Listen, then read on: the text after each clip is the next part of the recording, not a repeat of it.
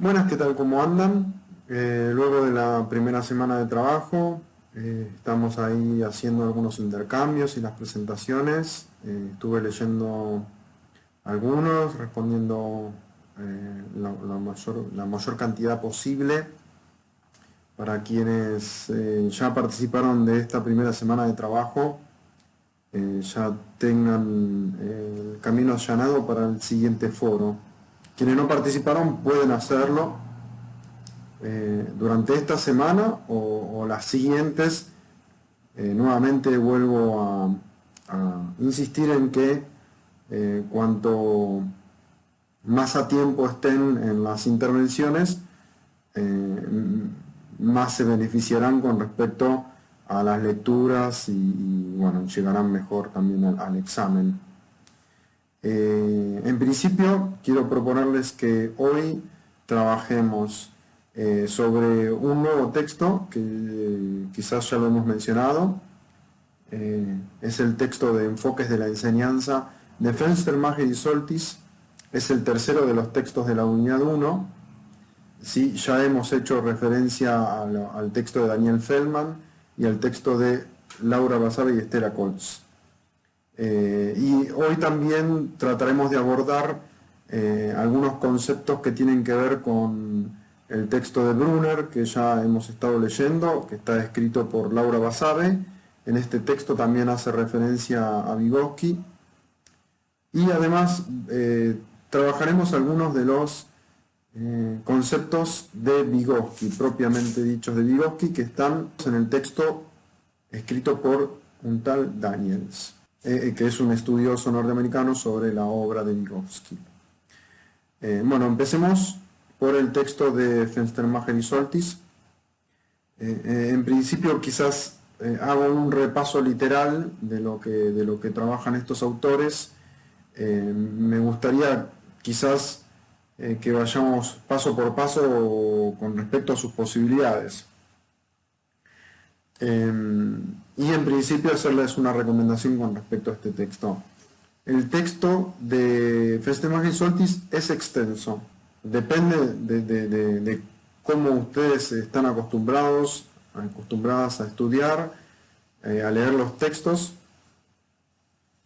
Eso lo dejo librado a su criterio. Pero bueno, yo les hago una recomendación. En principio, tenemos que leer cuatro capítulos de Fenstermacher y Soltis. El primer capítulo tienen que leerlo al detalle.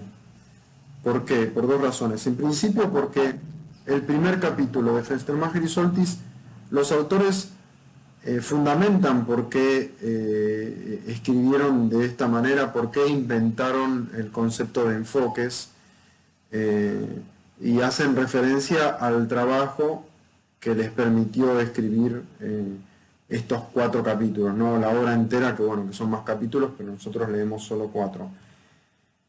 El primer capítulo es, digamos, teórico.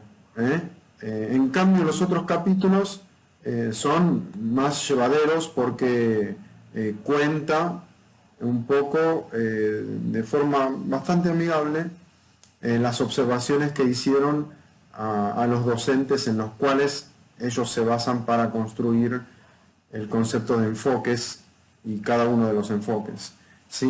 Así que, en principio, prestemos mucha atención a este primer capítulo. Quizás les propongo que para esta semana lean el primero y el segundo capítulo, y después para las otras semanas el tercero y el cuarto. Pero bueno, a ver, les hago un análisis del texto para ayudar también a su lectura. En principio tengamos en cuenta que los autores construyen una fórmula, y la idea de estos autores es abordar el concepto de enseñanza. Quizás respondiendo a la idea de que la didáctica es una disciplina práctica, ¿qué hacen estos autores para desarrollar en profundidad el concepto de enseñanza? Es yendo a observar docentes cómo llevan adelante el rol docente, cómo ejercen la docencia, la enseñanza. ¿Sí?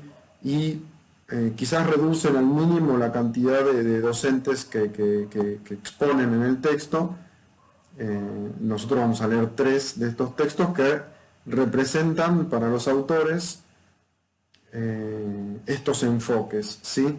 La fórmula que ellos reflejan, lo vamos a leer en la clase, es la D que representa al docente, la letra griega Phi que representa a enseña, a la acción enseñar, la letra E del estudiante, la X del contenido y la Y del propósito. Entonces, bueno, tenemos, fíjense que esta fórmula que plantean los autores tiene 5 elementos, y entre estos elementos están los 3 elementos necesarios que plantean Laura Basay y Stella Coles, cuyos componentes conforman a la enseñanza, al concepto de la enseñanza. O sea que estos autores ya van un poquito más allá.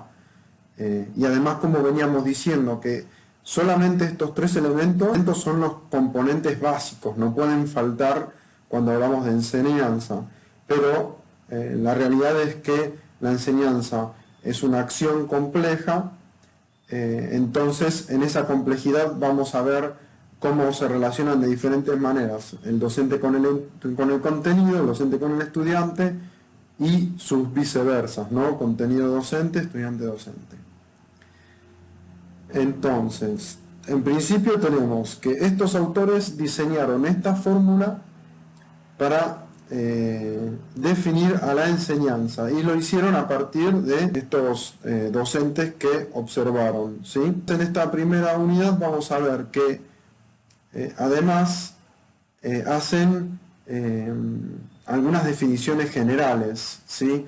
Primero los analizan, dan algunos adelantos con respecto a estos 3 docentes que van a representar cada uno de los enfoques, y además plantean que estos enfoques representan a 3 maneras diferentes de concebir la enseñanza, ¿sí? Entonces los definen, y esto lo pueden ver porque hablan de relacionar cada uno de los autores con diferentes corrientes de pensamiento. Por ejemplo, la corriente de pensamiento conductista va a estar relacionada con el primer docente, refleja en sus características, según la lectura de estos autores,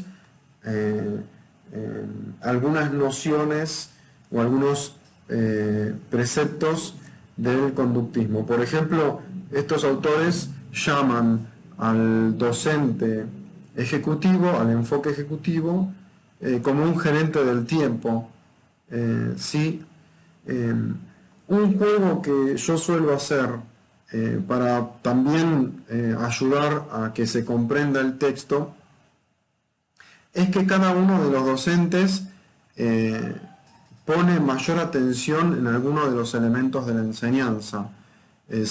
Si quieren, no les adelanto lo que para mí refleja a cada uno de los docentes, entendiendo que enseñanza tiene presente siempre estos 3 componentes, pero pensemos, ¿cuál de estos componentes tiene mayor relevancia en cada uno de los enfoques? ¿Sí?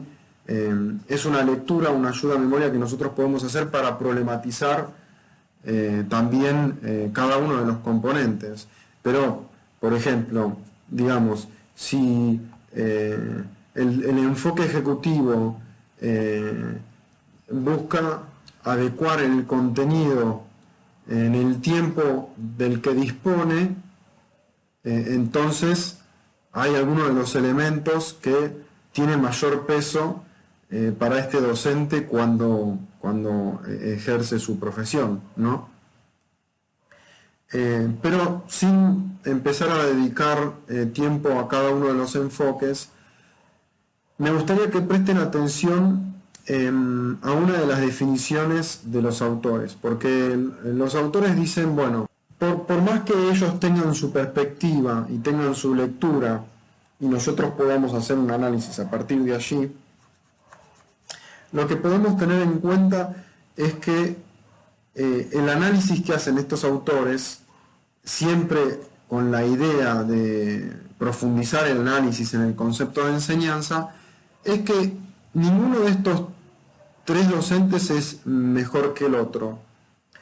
Y bueno, podemos decir mejor en relación a qué, ¿sí?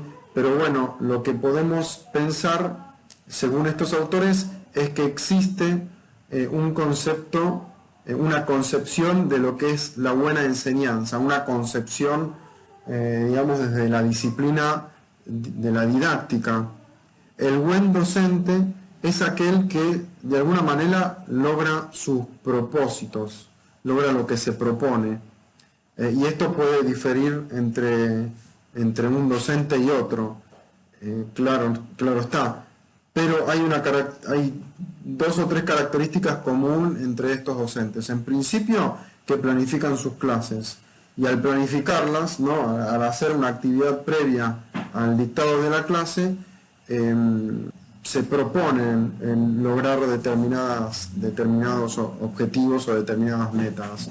Entendamos que el propósito es lo que tiene que hacer el docente para que sus estudiantes comprendan o avancen en la comprensión de determinados contenidos o de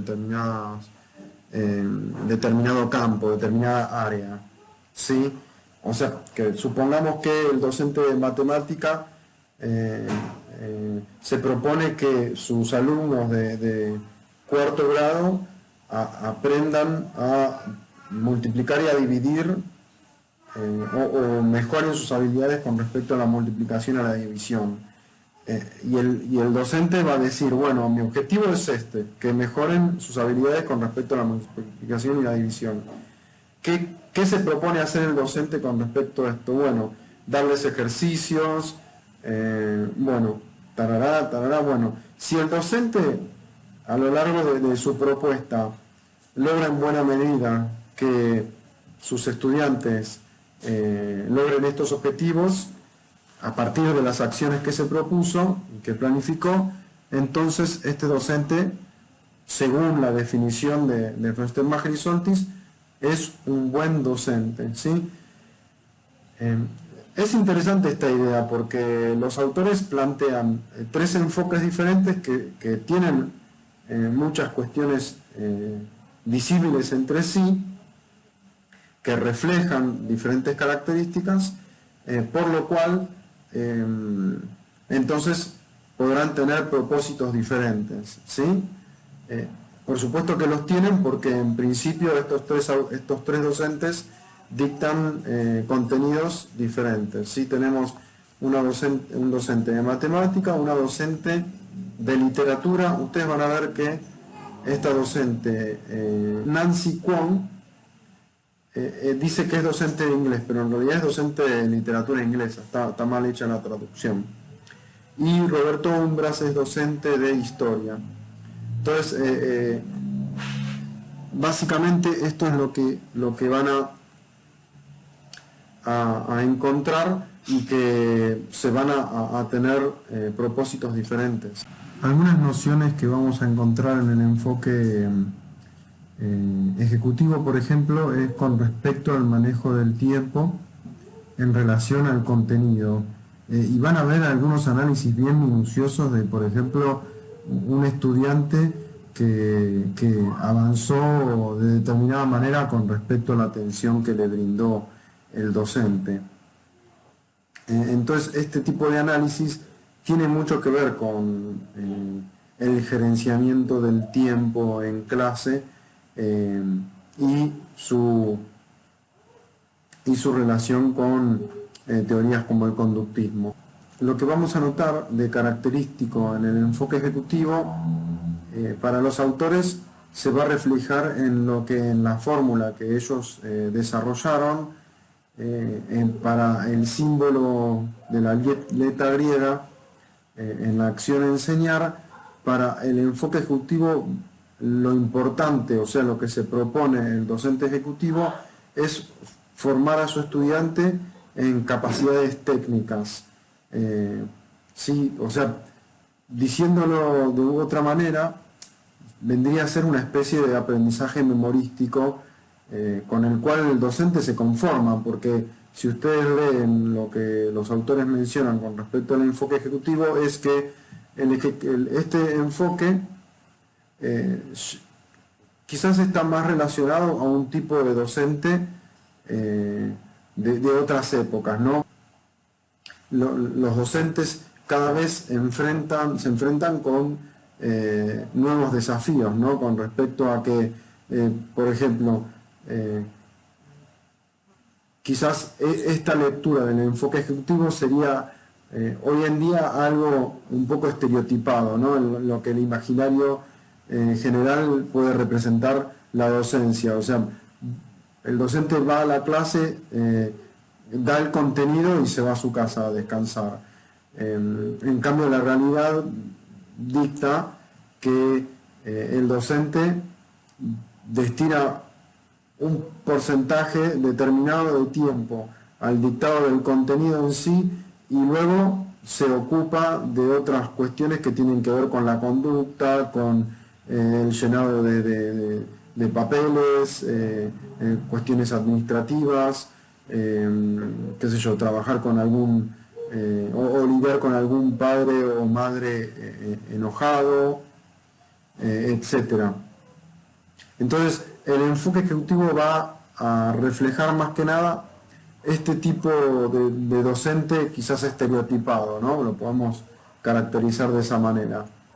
Que no quiere decir que hoy en día exista, ¿no? Que encontremos algunos docentes con esas características, o quizás que tenga alguna de esas características. Quizás si nosotros hacemos memoria y pensamos en algún docente que hayamos tenido, probablemente encontremos allí alguno que se asemeje más al enfoque ejecutivo que, por ejemplo, al enfoque terapeuta. En el caso del terapeuta, como los autores primero hablan del ejecutivo, después del terapeuta y después del liberador, hacen una especie de comparación con respecto al ejecutivo. Y una de las características interesantes que mencionan es esta lectura o esta caracterización del enfoque a partir de la fórmula estrella que estos autores desarrollan.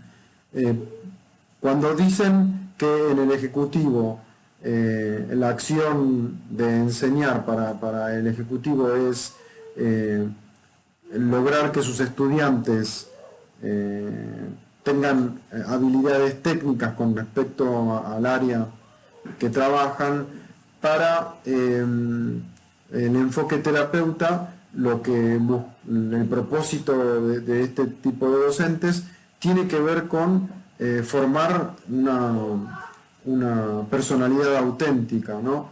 Entonces, de alguna manera el contenido es un recurso, ¿no? Para lograr este propósito. O sea, para la docente del ejemplo, de Nancy Wong, en la literatura inglesa, ¿no? En la expresión escrita, vendría a ser como un medio para lograr que los estudiantes se conozcan a sí mismos, ¿no? Que se encuentren a sí mismos a través de la lectura o de la escritura. No sé si pueden ver la diferencia. Bueno, si leyeron o si van a leer el texto se van a dar cuenta también, pero tiene alguna de estas características, y lo interesante es que cuando hace una lectura con respecto a las corrientes de pensamiento, este tipo de docente se va a relacionar con corrientes, por ejemplo, de la psicología humanista y del psicoanálisis, por ejemplo, y del existencialismo también mencionan.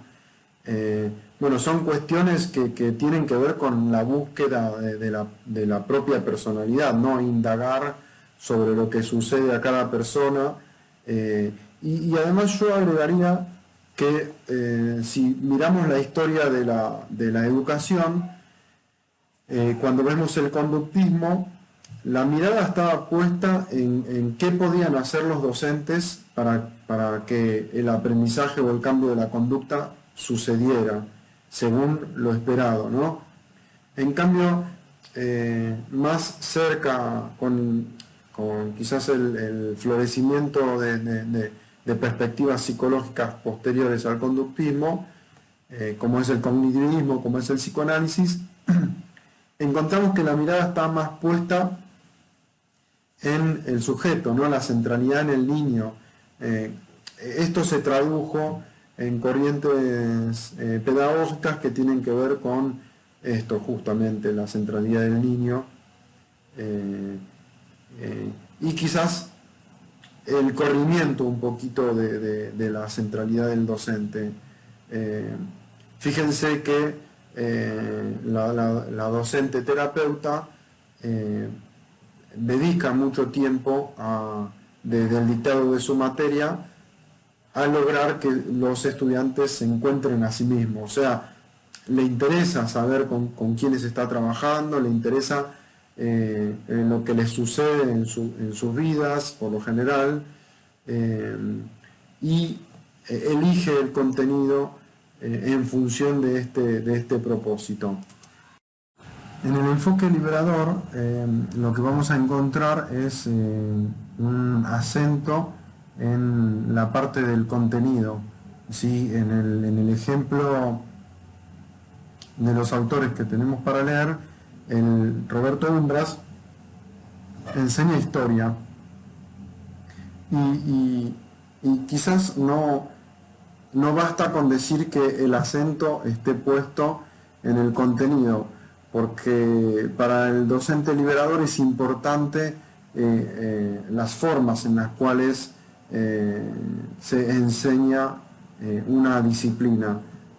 En parte la búsqueda de un docente liberador tiene que ver con que sus estudiantes aprendan a pensar de una manera diferente, y esa manera diferente tiene que ver con cómo piensan los especialistas de esa disciplina. Por ejemplo, el docente de la obra de Festemacher y Soltis es historiador, y para ser docente de historia, además de prestar mucha atención qué cosas enseña en sus clases, también pone mucho esfuerzo y dedica mucho tiempo de su planificación para que sus estudiantes empiecen a pensar como historiadores, ¿sí? O sea, tengan una lectura crítica con respecto a determinado momento de la historia.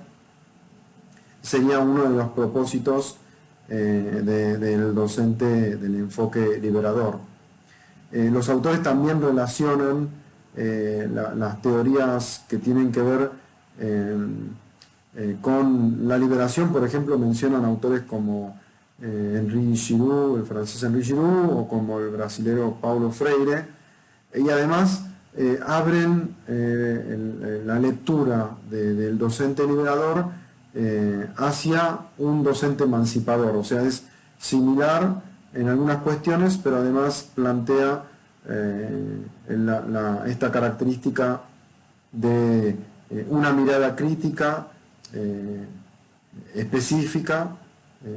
También hablan de neomarxista con respecto a la realidad que les toca vivir, o la realidad o los contextos históricos que les toca, a partir de los cuales les tocan reflexionar en los estudiantes de este tipo de docentes. Así que bueno, ahí tenemos los tres enfoques y sus características. Algunos de estos docentes